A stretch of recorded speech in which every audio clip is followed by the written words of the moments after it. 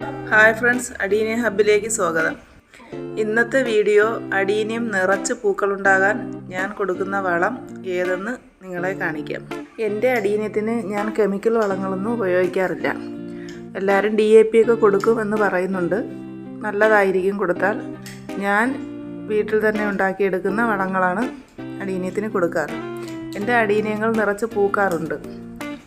ഞാൻ നവംബറിൽ പ്രൂൺ ചെയ്ത് നിർത്തിയ അഡീനിയങ്ങളെല്ലാം ഡിസംബർ ജനുവരിയുടെ നിറച്ച് പൂക്കളുണ്ടായിരുന്നു. ഇപ്പോൾ പൂക്കളെല്ലാം കൊഴിഞ്ഞുപോയി. അടുത്ത പൂക്കൾ വരാൻ വേണ്ടി പൂവില്ലാത്ത ചെടികൾക്ക് ഇപ്പോൾ ഞാൻ ഈ വളം കൊടുക്കുകയാണ്. ഞാൻ നവംബറിൽ പ്രൂൺ ചെയ്ത് കഴിഞ്ഞ ഉടനെ തന്നെ ഈ വളങ്ങളെല്ലാം കൊടുത്തിട്ടുണ്ടായിരുന്നു. നിറച്ച് പൂക്കളും ഉണ്ടായി. ഇപ്പോൾ ഈ വളം കൊടുത്താൽ 1 മാസത്തിനകം നിറയെ പൂക്കളുണ്ടാകും. അപ്പോൾ ഈ വളം എങ്ങനെയാണ് ഉണ്ടാക്കുന്നതെന്ന് നോക്കാം. ഞാൻ ഇപ്പോൾ എടുത്തിട്ടുള്ളത് മുട്ടത്തോടാണ്. മുട്ടത്തോട് ഉണക്കി സൂക്ഷിച്ച് വെച്ചിരുന്നതാണ്.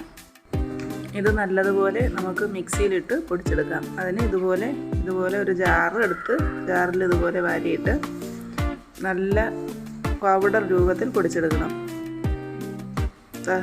ഇതുപോലെ പൗഡറായി കിട്ടണം. എന്നാലേ ചെടിക്ക് പെട്ടെന്ന് തന്നെ ഇതിൻ്റെ ഗുണങ്ങളെല്ലാം കിട്ടുകയുള്ളൂ. ഇത് മണ്ണിൽ അലിഞ്ഞ് ചേരണമെങ്കിൽ ഇതുപോലെ പൗഡറായി പൊടിച്ചെടുക്കണം. ഇത് ഞാൻ നവംബറിൽ ഗ്രാഫ്റ്റ് ചെയ്ത് വെച്ച ഒരു അഡീനിയമാണ്. ഈ അഡീനിയം ഇപ്പോൾ ഈ വളങ്ങൾ ഇട്ട് കൊടുത്താൽ അടുത്ത മാസമൊക്കെ ആകുമ്പോൾ നല്ല രീതിയിൽ പൂക്കളുണ്ടാകും. ഇതിൽ 2-3 കമ്പ് ഞാൻ ഗ്രാഫ്റ്റും ചെയ്തിട്ടുണ്ട്, 2-3 കമ്പ് പ്രൂൺ ചെയ്തിട്ടുണ്ട്. അതുപോലെ ഇതും ഞാൻ ഗ്രാഫ്റ്റ് ചെയ്ത് വെച്ച ഒരു അഡീനിയമാണ്. അപ്പോൾ നമുക്ക് ഇതിന് ഇട്ട് കൊടുക്കാം. വളം ഇട്ട് കൊടുക്കുന്നതിന് മുൻപായിട്ട് ഇതുപോലെ അതിൻ്റെ മൂടൊന്ന് ചെറുതായിട്ട് ഇളക്കി കൊടുക്കണം.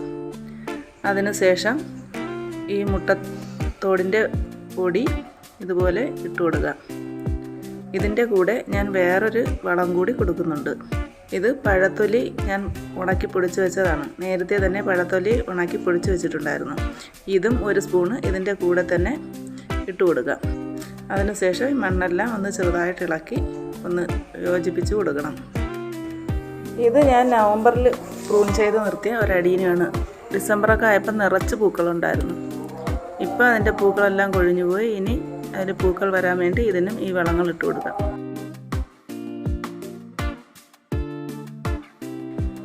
ഇത് ഞാൻ ഒരു 2 കളറ് ഗ്രാഫ്റ്റ് ചെയ്ത ഒരു ചെടിയാണ്.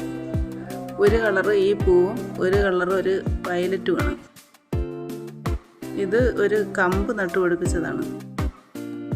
അതിൽ മഞ്ഞയിൽ പിങ്ക് വരെ ഉള്ളത്. ഇത് ഞാൻ ഓൺലൈനിൽ നിന്ന് വാങ്ങിച്ചതാണ്. ഞാൻ വേറെ കളറാണ് കൊടുത്തത്. ഇത് വന്നത് വേറെയാണ്. ഇതെല്ലാം ഞാൻ അടുക്കാണ് ഞാൻ പറഞ്ഞത്. വന്നത് സിംഗിൾ പെറ്റലും.